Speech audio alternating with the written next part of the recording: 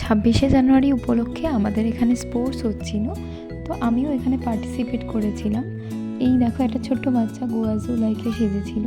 তো এখানে অনেকেই অনেক রকম সেজেছে, তোমরাও দেখো। এই যে আমাদের উট পাখি বারবার সোজা হয়ে যাচ্ছিল।